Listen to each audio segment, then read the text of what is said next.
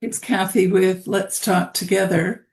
I'm doing another reading from Grief Unveiled, a book which I just recently published on Amazon, and it's available on my website as well.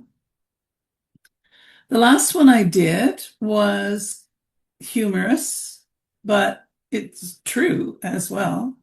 This one is a lot more serious, but I thought it was worthwhile sharing two sides of the experience of grieving.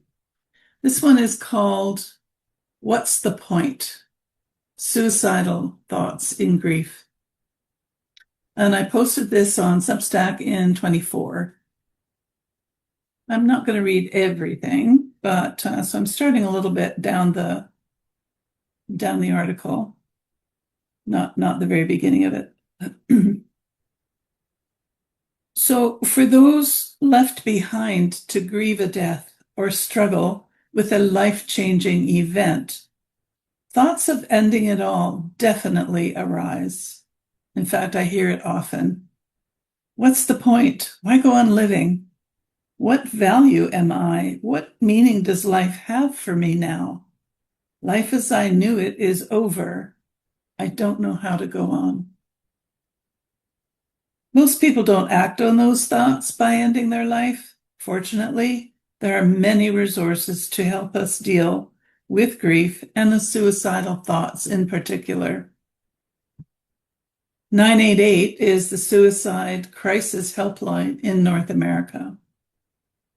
It is incredibly difficult to deal with grief alone. We need the help of friends, family, counselors, clergy. Whoever we turn to, they must be willing to listen to our story, work without fixing, acknowledge our feelings without judging, and follow through with help if offered and asked. When I was in my 20s, a family member of a friend did take her own life.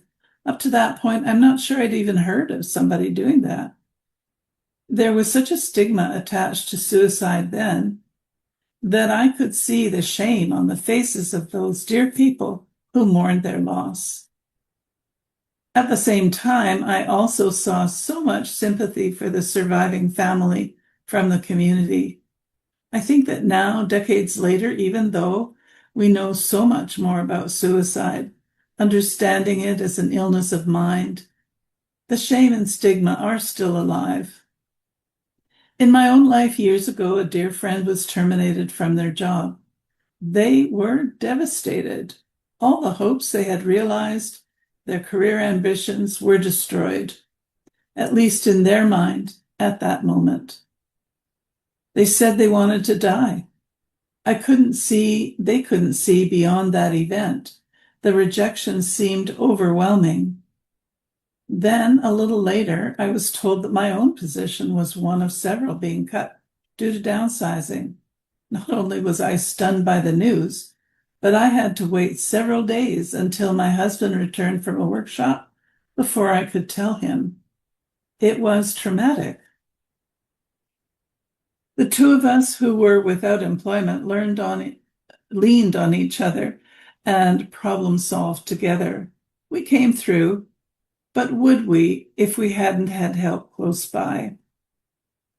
As an aside, current advice from Career Professional is to do the termination meeting, if you're an employer now, not on the last day of a shift, but on the morning of the middle day.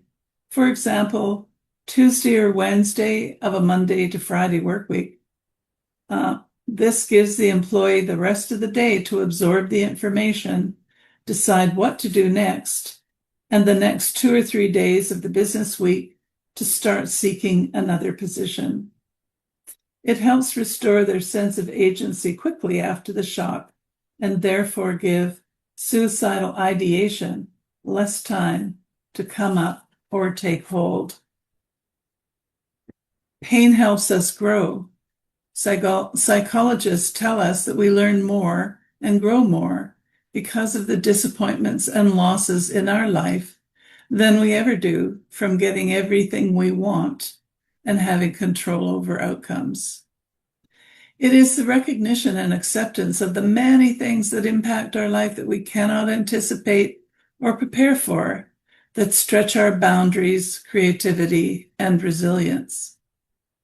Of course, we mourn our losses. Grief is necessary to help us absorb the truth and form our new reality. Wherever you are in the process, please believe you are valued. We want you to stay. So there's another little excerpt from my book. I hope you subscribe to the channel, like and share this video. You are important not only to me, but to the people in your circle of influence. You can help. You never know. You never know who you're helping by sharing useful information. So we'll see you in the next read. Thank you for staying this long. Bye.